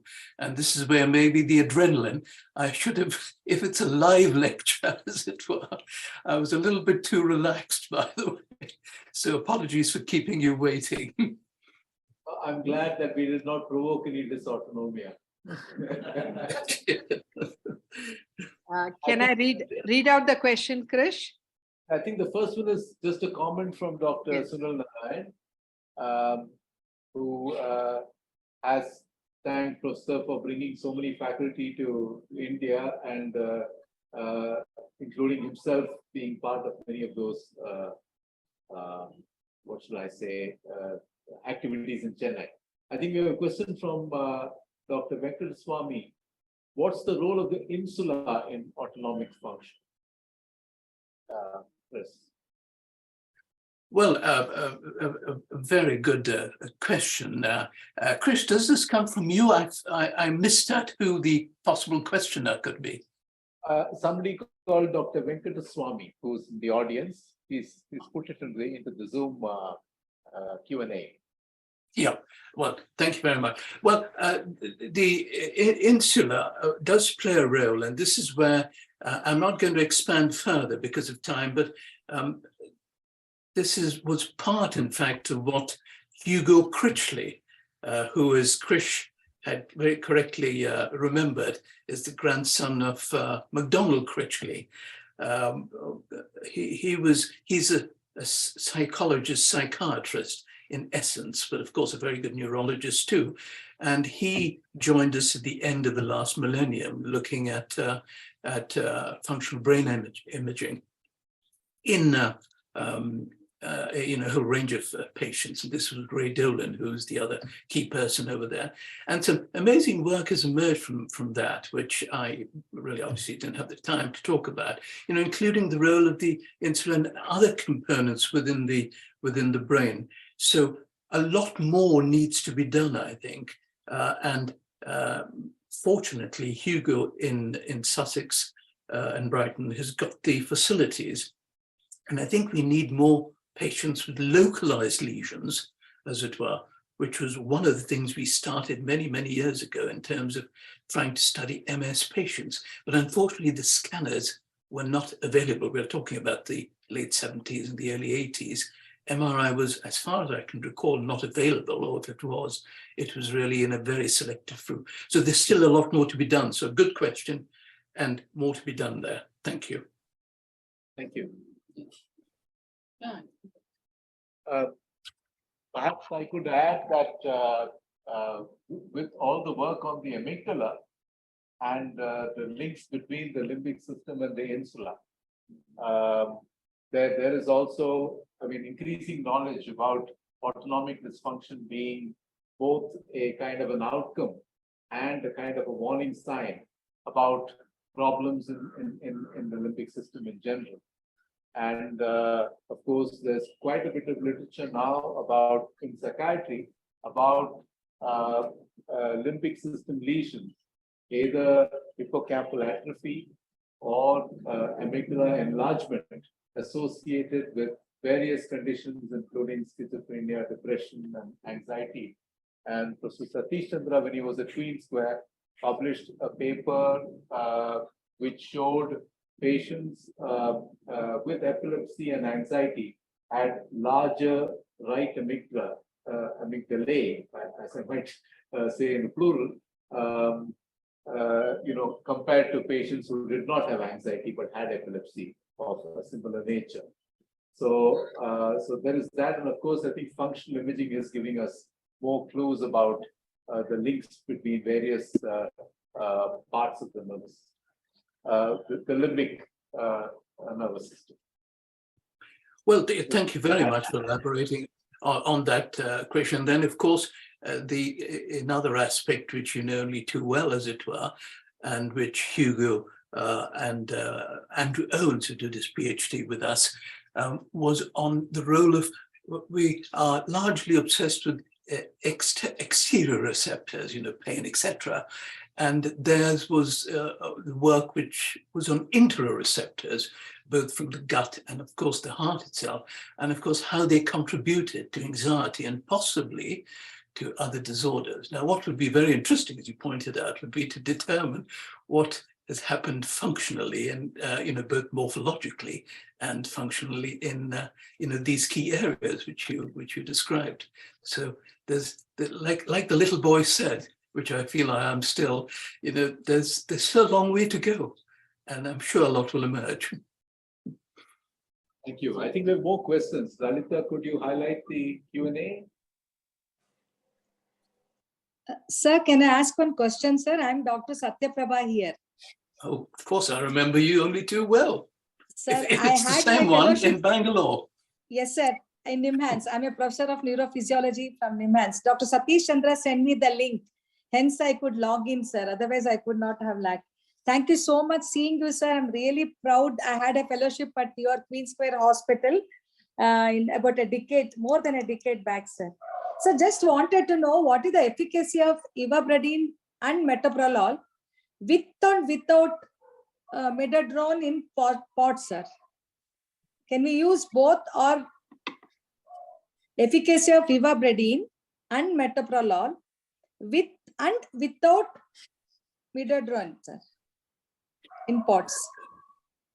Thank you very much. I, of course, remember you very well. And I think you asked some, I was giving the oration at NIMHANS, I think in 2019, yes. And you asked some very penetrative questions then too, you see. But this is an excellent question. Our approach has been not to slow the heart rate unless there's good reason to. That's, okay. I say good reason if midodrine, forgive the pronunciation, which is different, is not as effective. So you add it on. So as a first-line drug, do not slow the heart rate in POTS we're talking about. Can you hear me? Okay, sir. You can hear me. Do not slow the heart rate in POTS unless there are some other reasons that the heart rate's too high for whatever it is, even at rest. or, for instance, the patient's got a raised level of blood pressure. Very few have, and then you'd use clonidine. Or maybe the patient's got severe migrainous headaches, and therefore beta blockers such as propranolol may be of value. So coming to your specific question, ivermectin is still not licensed for use in this, but we do use it. And I do it in combination with the cardiologist to make quite sure. And it is very effective as an add-on drug.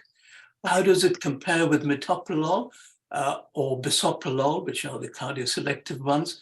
Again, that can be useful to try and add on, but not the two in combination. At least we haven't done that unless you're using very small doses. So thank you for the question. Thank you, sir. Thank you. We have two more questions relevant to psychiatry, one from Dr. Srinivas, that there are many patients with psychosomatic symptoms and they overlap considerably with autonomic symptoms when we are interviewing or examining patients. So how does one differentiate the psychosomatic from the autonomic is the question. That is a very good point, in fact, and the psychosomatic ones have been, I think, partly highlighted in a recent paper, which I haven't quite read. It's just been published, and this is about clinician-orientated traumatization. I don't know whether any of you are familiar with that, and this is because a number of these patients, particularly with POTS, and they're usually young people also, have seen a number of clinicians who haven't taken them seriously and are traumatized. Now, whether that sort of psychotrauma can result in psychosomatic symptoms. And really the key, I think, is to do the autonomic testing.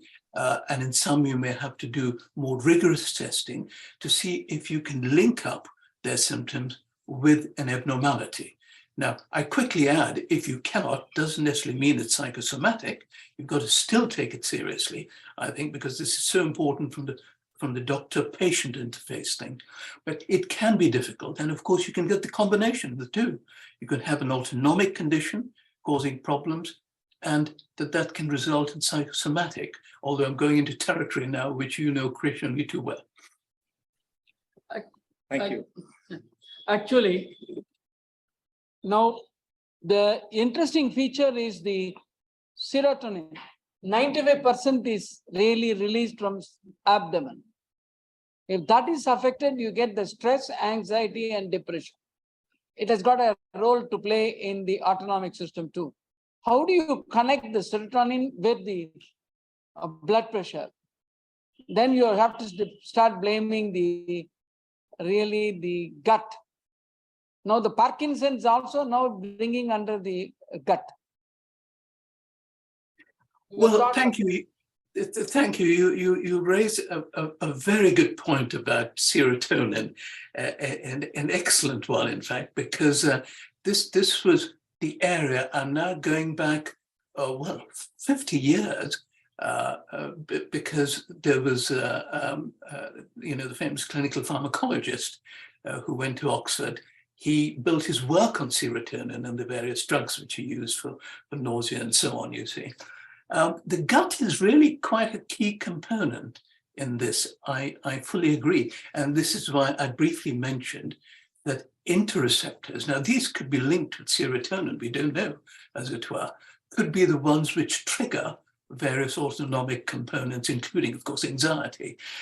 I'm not aware, and you've seeded some ideas as to whether one should use specific blockers in those who we know have got particularly postprandial hypotension, so well-defined autonomic involvement.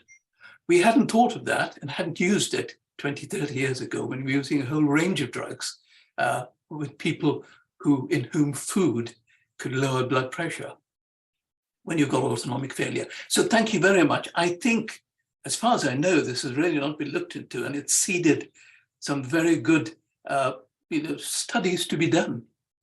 Thank you. Indeed, I think the gut was one of the things you talked about in one of your Chennai seminars many years ago. And I still have some of those slides with me. which I was looking at because there was a whole discussion on the gut. And it struck me that the autonomic is important, but of course, at that time, perhaps we weren't talking so much about interoceptors. You're absolutely right, Krish, because interoceptors didn't come into, this is in the early 80s, after this patient who I saw who said she was much worse after she had her breakfast, and a proper English breakfast. And I asked the research fellow with me at the time, why don't we just check her blood pressure and heart rate in the laboratory and give her breakfast before and after? And to our surprise, her blood pressure fell markedly, which was the start of the studies. But I think we got sidetracked, and I think Professor Srinivas, you raised a good point.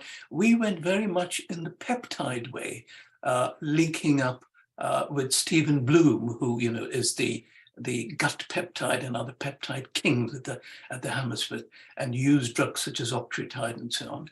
But more recently, this has come back because it appears that insulin can dilate blood vessels and again cause problems, particularly in those who've got autonomic involvement. So this one's got to, I think, return to, we still have many, questions to be answered, but the serotonin one really grips because there are so many, and I think, forgive me, because I'm not quite in the field, specific antagonists, isn't it? Or agonists, which could be used to see what happens. Exactly. So I think if there are any research fellows who want to come and start at Queen's Square. This may be a good time. I wanted to ask you whether you've seen a sort of a pandemic of dysautonomia after the pandemic. Oh, a good question. Not me personally, I quickly add, because I'm sort of semi-retired, and of course, as I remember getting a letter from number 10, which went to all people over the age of 65, indicating how cautious we should be in terms of not spreading, did see people only virtually, which had, but you're quite right, quite a few were. And of the numbers, it would be incorrect because I haven't analyzed this. Some you can pick up who've got very clear autonomic involvement. But there are a lot who may have, for instance, the psychosomatic component. I'm using the term rather loosely, I quickly add, as it were. There may be other reasons which are not being picked up on the autonomic test that we were able to do. So you're quite right, quite a few increased, and I think some have continued with it, hence the long COVID studies. I mean, I don't know how prevalent it is in India, for instance, but certainly in the UK, it's thought that there are about 2 million. I think long COVID is quite a big problem, although I don't think we have very good statistics. But we have seen a number of patients with dysautonomia post-COVID. And we think it's not purely psychosomatic because, of course, many have anxiety and other symptoms. But we have been able to document POTS in many of them. And we have been able to document a very large number of symptoms on the autonomic symptom checklist, which are not all explained by having anxiety. So we've improved our measurements now. We're probably definitely not doing what your lab does, but we do have a fairly extensive clinical autonomic dysfunction workup that we are able to do for our patients, including a tilt table and measurement of various parameters, including the RR interval. And we do document quite a few patients with dysautonomia post-COVID. Thank you, Krish. And I don't think I have actually sent you the paper which has been used in the long COVID study now to assess which can be done in the home, because of course when you've got huge numbers of patients, they just can't be coped with, as it were, in the standard setting. So this is a good screening. I will send that to you, and if you want to, pass it on, as it were. But thank you for your observations. It's and there are so many possibilities. You say, I mean, I think psychosomatic is loosely they're loosely labelled by some of us, as it were. but there could well be a basis, and it has to be studied to exclude at least at any rate. So fully agree. Thank you. Yeah, now, in the autonomic neuropathy in diabetic people, Mhm. what do you think? Is it the RR interval variation occurs first, or blood pressure changing? That is, the diurnal pattern is changed in blood pressure. Which comes first in your? And can you give an explanation? Because it was found out that when we presented it from Professor Srinivas was there, we followed up the 5 years over a period of time, the diabetic neuropathy. It was strongly objected that the first thing to occur is the change in the blood pressure rather than in the RR interval variation. Your thoughts on that? Thank you. A very good question in terms of that. I think it could be that which comes first, as it were, or whether they come together, or which is more relevant, as it were. The RR interval business came up with David Ewing. I think he was in Edinburgh at the time, you see, and was again readily feasible, as it were, in a whole range of patients. And I think this was the reason why it was called cardiac CAN, so cardiac autonomic neuropathy, with the blood pressure being almost, well, neglected, for want of a better word. I think the other issue is that, of course, patients with diabetes, as any of us, but they're possibly more so, could have renal involvement, and therefore high blood pressure. It may not be that high, but may blunt the changes. So diabetics with neuropathy are more complex, as it were. Our own personal experience, but this is based on how they come to us. They're not sent to us because of an RR interval problem, or obviously a cardiac problem. They're sent to us because of a low blood pressure problem, usually. So we have a slightly, warped, biased, whatever the word is, view that it's the blood pressure which comes first. So, and I think a large series, again, needs to be re-looked into using current techniques to look at these. In fact, I have been studying the literature purely from the point of view of a medical legal case I took on, purely because I felt this was a young girl, she was 11 or 12, who was a top athlete, and she was not diagnosed with diabetes. She had polydipsia, polyuria. This is, we're talking about in major hospitals, was not diagnosed for almost a year plus until she had ketoacidosis. And she's got clearly quite a lot of cardiac heart rate, that is, the heart itself is okay, heart rate involvement, but not blood pressure involvement as a result of sequelae. So it raises all sorts of questions which I think are still, unless you know the answer, have not quite been answered as yet. Thank you, Prof. I think we'll take a last question from Vivek. Good afternoon, sir. Thank you for your lecture. One of the things what I just want your comment on is the use of non-invasive vagus nerve stimulation in cases with dysautonomia. And can stimulating the vagus nerve help those disorders, at least to an extent where they can undergo a further implant or something like that? Can I ask what sort of conditions you'd use a vagal nerve stimulator in? No, that's I would like your comment on like use in dysautonomia. So it's been approved for use in, of course, epilepsy and depression, conventional vagus nerve stimulation. There is now a non-invasive variant, which is transcutaneous auricular. Quite clever. It is stimulating the auricular branch of the vagus nerve. And it's something that we're using in Chennai now for the non-pharmacological treatment of epilepsy and migraine more than for depression. But Vivek is wondering whether we can use it to also treat people with dysautonomia. I see, sorry, my fault. I thought you had a few patients in whom you'd actually treated it and wanted more information.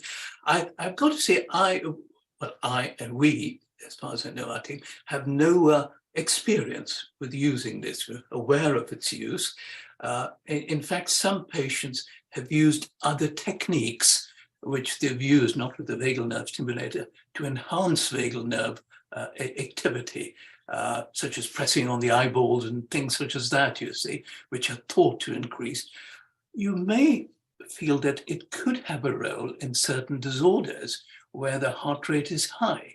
So, for instance, I mean, I don't know what happens in these other patients, whether the heart rate slows with vagal nerve stimulation. You might argue and say in POTS, instead of using beta blockers and other drugs or ivermectin, you could use a vagal nerve stimulator. I'm not aware, we certainly haven't done anything on that. I'm not aware if there's anything in the literature, so it'll be certainly worth looking at that. Sir, can I add few points, sir? Satyaprabha here. Please, yes. Yeah, so as you're talking about the vagal nerve stimulation, we have tried at NIMHANS chanting Om. So it is similar effect as vagal nerve stimulation. So it causes us parasympathetic activity. By chanting Om, we could see it has got a similar action of vagal nerve stimulation. It's a non-invasive. So Om, chanting of Om, it's a kind of a mantra. We'll say Om chanting. So we have used, sir, and we have proved in our in psychiatry department Om chanting and which are the areas it stimulates in the brain. MRI study, MRS study also has been done, sir. It is similar to, I don't say same, it is similar to vagal nerve stimulation, sir. And that helps in autonomic it changes the increased, it stimulates the parasympathetic activities, sir. We observed that. Well, thank you very much. That's most interesting. You must send me your papers on that to educate me further, as it were. I have colleagues, as it were, in other centres in the UK who, in POTS, for instance, look at the effects of changing the breathing pattern.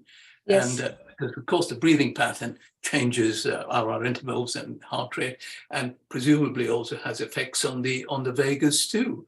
And I have been doing that myself at the moment, trying to do, but for a totally different reason. That's because I need to do back stretch exercises. And one component I was advised was in terms of holding your breath and breathing out slowly. So I think, you know, from the point raised about vagal nerve stimulators and the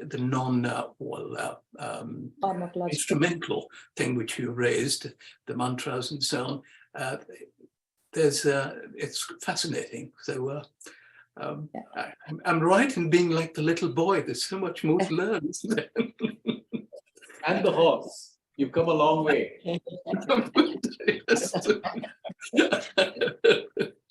Thank you, Krish.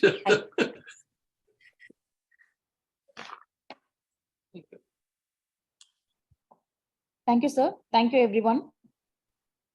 Now I request our founder, Professor E.S. Krishnamoorthy, to honor Professor A.V. Srinivasan with a token of appreciation. So I wanted to say, Chris, that we'll have to send you our thanks in a memento. And we have mementos for Professor Satish Chandra, Professor Mendaretta, and Professor A.V. Srinivasan. Just a note about the memento, it's quite special. It's made with Burma teak, which is over 100 years old, and with the upcycling of special items like silk. And what Professor Srinivasan will get, these are done by Gayatri, and I'm requesting Gayatri to give Professor Srinivasan his memento, which is a Burma teak photo frame. Yeah.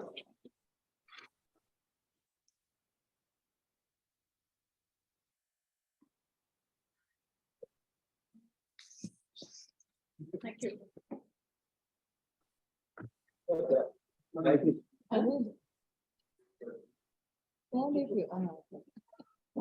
Because we would very much prefer that you were here having the coffee with us and taking the memento, but we hope that that opportunity will also come. Yes.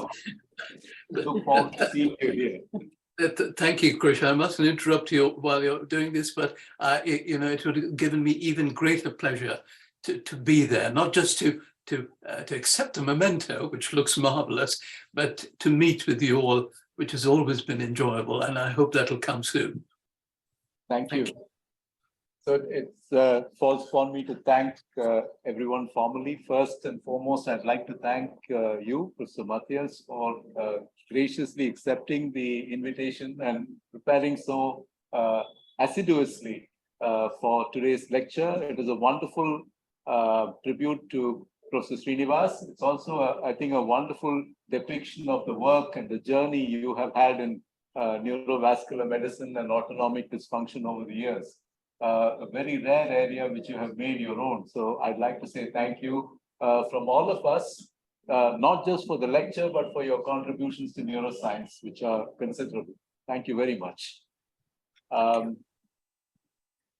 Great pleasure in thanking Professor Avius for being here with us today. Professor Satish Chandra and Professor Mendeletta for joining us from afar. All three have been closely associated with Father over the years, especially so Professor Avius as his direct student and associate and colleague for many years. I'd like to thank Professor Subbulakshmi, who's a long-term colleague, who's written to Sitala for us and who's tuned in today to summarize this lecture.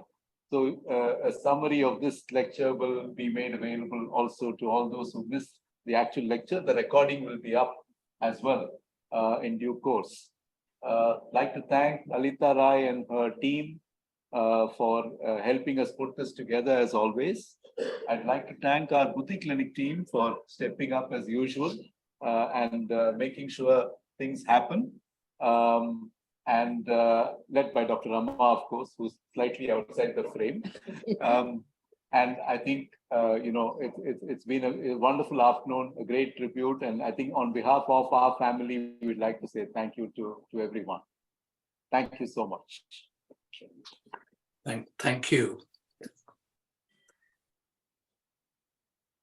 Alita? Thank you very much. And this is like au revoir. We are not saying goodbye. We hope to meet with all of you again in person, very much in Chennai. Thank you, ladies and gentlemen. And thank you, Professor Matthias. Thank you. And so do I. I hope we meet soon. Yes.